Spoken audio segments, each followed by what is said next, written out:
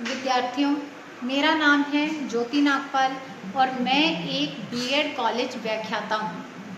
और आज मैं आपसे बात करने वाली हूँ भाषा की पाठ योजना से संबंधित। देखिए, मैंने अपने बीएड कॉलेज में टीचिंग के दौरान या बच्चों को बीएड कराने के दौरान ये अनुभव किया कि जब बच्चे 2 वर्षीय बीएड के दौरान प्रथम वर्ष में एसएससी सब्जेक्ट्स जो होते हैं, जैसे हिस्ट्री है, ज्योग्राफी है, सिविक्स, इकोनॉमिक्स से पढ़ कर के सेकेंड ईयर में किसी भाषा को चुनते हैं, यानी द्वितीय वर्ष में दूसरे साल में उनका teaching subject Hindi, English, Sanskrit, Punjabi होता है, तो वहाँ पे उन्हें पाठ योजना बनाने में, यानी भाषा से संबंधित जो भी उन्होंने सब्जेक्ट लिया है, हिंदी है या इंग्लिश है, संस्कृत है, पंजाबी है, तो उसका लेसन प्लान बनाने में बहुत दिक्कत आती है, क्योंकि एसएसटी सब्जेक्ट्स का और लैंग्वेज के उद्देश्य जो हैं वो अलग अलग होते हैं, और साथ में ही जो पाठ योजना निर्माण के स्टेप्स हैं, पद हैं, वो भी अलग अलग होते हैं। तो बच्चों को वहाँ पे बहुत ही मुश्किलों का सामना करना पड़ता है, और कुछ बच्चे तो बहुत ही फ्रस्ट्रेटेड हो जाते हैं कि हमें नहीं समझ में आ रहा। तो उन्हीं बच्चों की उलझनों को दूर करने के लिए मैंने ये सोचा कि मैं आपको भाषा के लेसन प्लान यहाँ पे अच्छे से समझाऊँ, और इसी के लिए मैंने ये प्रयास किया है। तो आज मैं आपको हिंदी भाषा में व्याकरण का लेसन, व्याकरण की पाठ योजना कैसे बनाते हैं उसके बारे में बताने वाली हूँ, और पर्टिकुलर एक लेसन प्लान आपको दिखाने वाली हूँ, जिससे कि आपको सब कुछ अच्छे से समझ में आ जाएगा। तो विद्यार्थियों, अब आपके सामने है व्याकरण की दैनिक पाठ योजना, और इसका जो प्रकरण है, टॉपिक है, वो है विशेषण व उसके भेद। सबसे पहले ऊपर विद्यालय का नाम, कक्षा, विषय, दिनांक और कालांश। दिनांक और कालांश जिस दिन पाठ पढ़ाया जा रहा है उस दिन का आएगा, कालांश जो भी पीरियड आपको मिला है वो आएगा, इसलिए यहाँ पे मैंने इसे खाली छोड़ा है। फिर देखिए, उसके बाद जो बिंदु आता है उसमें हमें शिक्षण उद्देश्य लिखने होते हैं। तो देखिए, आपको इस तरह से कॉलम बनाने हैं। क्रम संख्या, शिक्षण उद्देश्य, अपेक्षित व्यवहारगत परिवर्तन, यानी ये वो परिवर्तन हैं जो बच्चे में उस समय दिखाई देंगे जिन्हें आप अपेक्षित कर रहे हैं, जिनकी आप अपेक्षा कर रहे हैं कि आप लेसन पढ़ा देंगे, पाठ पढ़ा देंगे, और बच्चे के व्यवहार में पाठ पढ़ने के बाद ये परिवर्तन आ जाएंगे। तो ये आपकी एक्सपेक्टेशन है, आपकी उम्मीद है, तो हमेशा इनके पीछे कर सकेंगे शब्द लगता है। तो अब यहाँ पे आप देख सकते हैं, पहले हैं सामान्य उद्देश्य, जिसमें छात्र विशेषण के बारे में पहचान कर सकेंगे, छात्र विशेषण और उसके भेदों का ज्ञान प्राप्त कर सकेंगे, छात्र विशेषण व उसके भेदों का विश्लेषण कर सकेंगे, छात्रों में तर्क शक्ति का विकास होगा। तो यहाँ पे ये तो हैं व्याकरण के अंतर्गत विशेषण और उसके भेदों से संबंधित पाठ के अंतर्गत सामान्य उद्देश्य। और अब हम बात करते हैं विशिष्ट उद्देश्यों की। तो देखिए, विशिष्ट उद्देश्यों में सबसे पहली बात की जाती है ज्ञान की। छात्र विशेषण की परिभाषा बता सकेंगे, छात्र विशेषण और उसके भेदों का प्रत्यय स्मरण कर सकेंगे, छात्र विशेषण और उसके भेदों का प्रत्यभिज्ञान कर सकेंगे। तो देखिए, प्रत्यय स्मरण और प्रत्यभिज्ञान क्या होता है? प्रत्यय स्मरण होता है कि जो चीज़ हमें पहले से पता है उसे दोबारा से देख करके फिर से पुनः स्मरण हो जाना, और प्रत्यभिज्ञान होता है किसी चीज़ की पहचान होना। फिर उसके बाद दूसरा उद्देश्य है अर्थ ग्रहण। अर्थ ग्रहण होता है 2 प्रकार का, सुनकर और पढ़कर। तो छात्र जो हैं विशेषण की विषय वस्तु को सुनकर अर्थ ग्रहण कर सकेंगे, और छात्र विशेषण संबंधी विषय वस्तु को पढ़कर अर्थ ग्रहण कर सकेंगे। फिर उसके बाद तीसरा उद्देश्य आपके सामने है, जो कि है अभिव्यक्ति।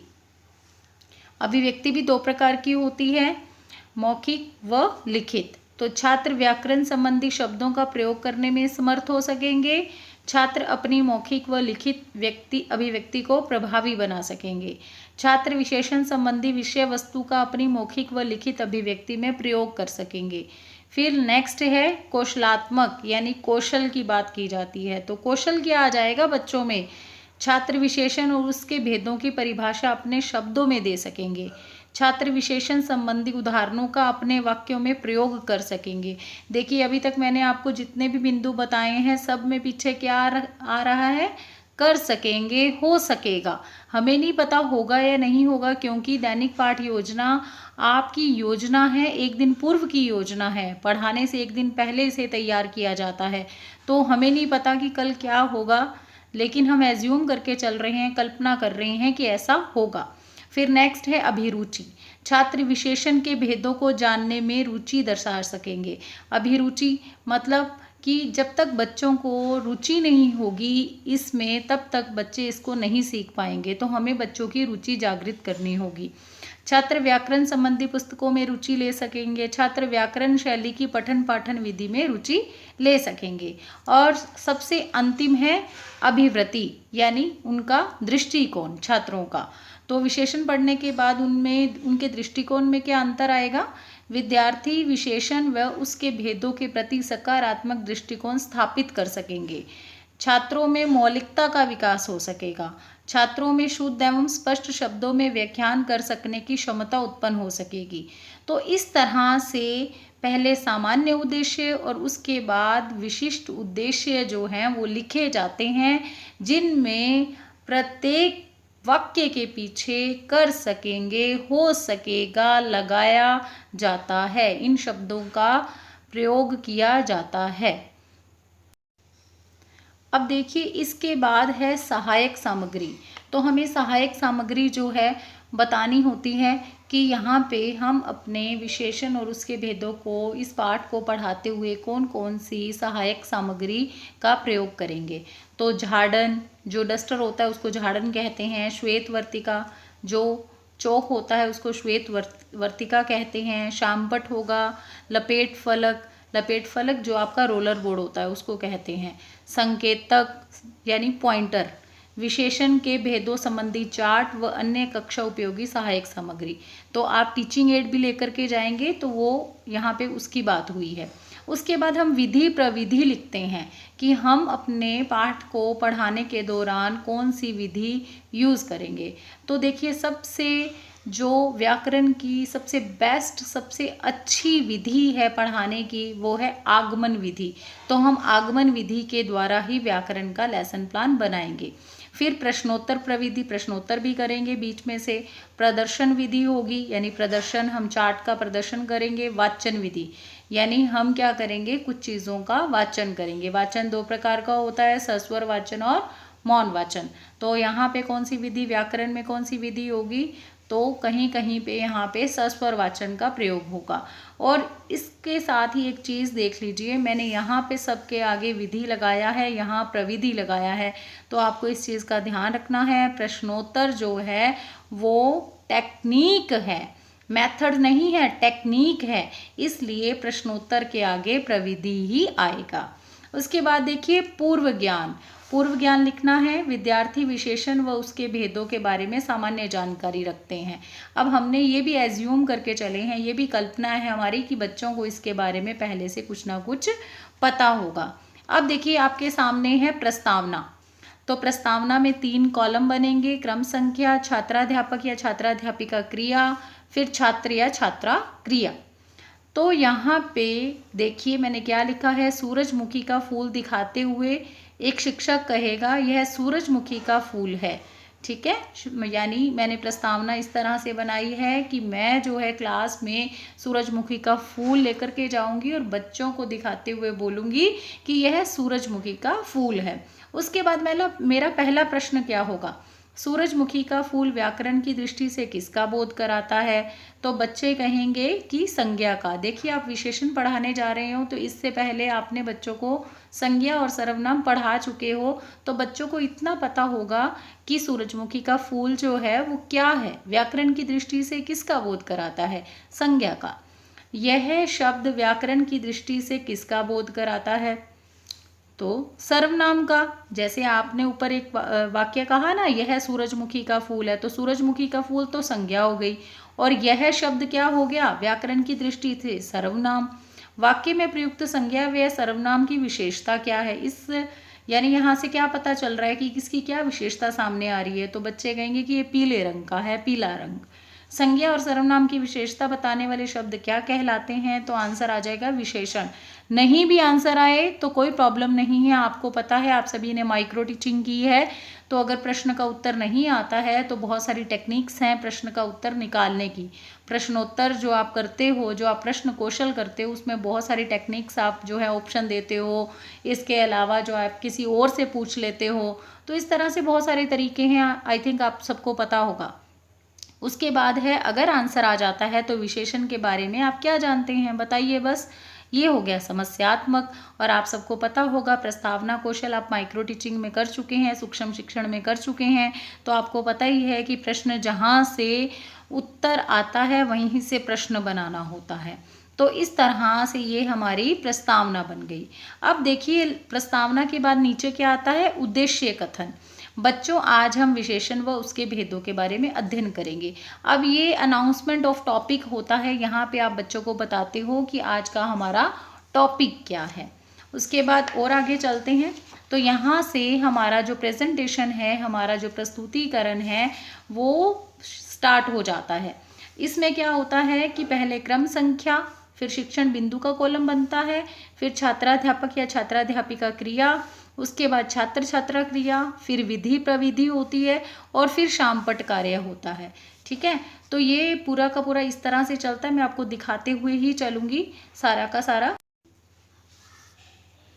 देखिए पहला शिक्षण बिंदु होता है उदाहरणों द्वारा प्रस्तुतिकरण। मैंने अभी आपको बताया कि हम व्याकरण के पाठ को आगमन विधि से बनाते हैं। तो आगमन विधि में जो है हम सबसे पहले उदाहरण देते हैं और उसके बाद उन उदाहरणों से परिभाषा पूछी जाती है। तो देखिए उदाहरण दिया, यह तोता हरा है, और फिर वाक्य में पूछा कि तोता शब्द क्या है, किसका बोध कराता है। तो आंसर आ गया संज्ञा का बोध कराता है।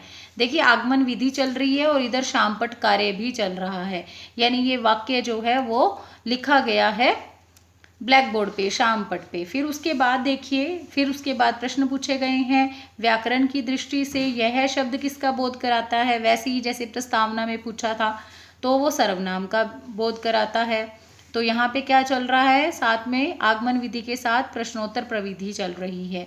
फिर देखिए नियमीकरण होता है, जैसे हम प्रश्न पूछ लेते हैं, उदाहरणों द्वारा प्रस्तुतिकरण हो जाता है, उसके बाद हम करते हैं नियमीकरण। और नियमीकरण में हम खुद परिभाषा बताते हैं। हमने परिभाषा बताई, वे शब्द जो संज्ञा या सर्वनाम की विशेषता बताते हैं उन्हें विशेषण कहते हैं, जैसे लाल, गेंद, मीठा, दूध, इस तरह से। और फिर उसके बाद जो तीसरा बिंदु आता है वो होता है पुनः अभ्यास प्रश्न। अब यहाँ पे आपने जो बच्चे को पढ़ा दिया है उसका अभ्यास कराया जाता है। तो यहाँ पे आप उससे 3-4 प्रश्न पूछ के उसे अभ्यास कराएंगे, साथ साथ में आपका शामपट कार्य भी चलता रहेगा।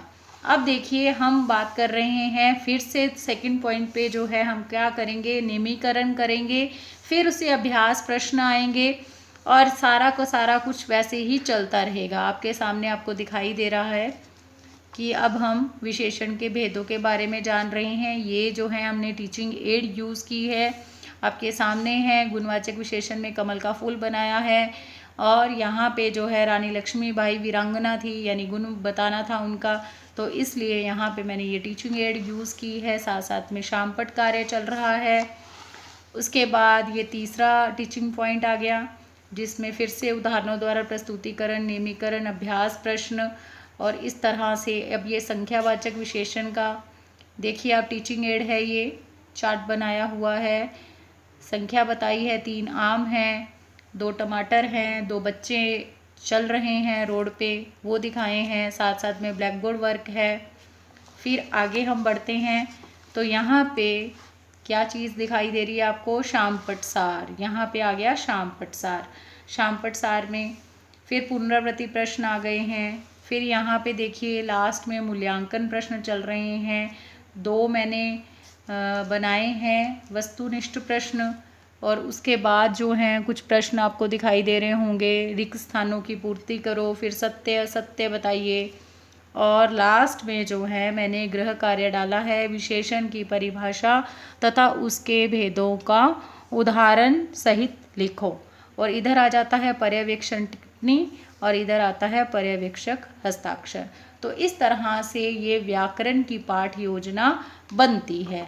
तो देखिए यहाँ पे आज मैंने आपके लिए बहुत ही सुविधाजनक तरीके से आपके सामने व्याकरण की पाठ योजना, जो कि एक प्रभावी पाठ योजना, आपने सबने देखा होगा कि मैंने बहुत से चार्ट्स और पिक्चर्स लगा के उसे अट्रैक्टिव बना रखा है।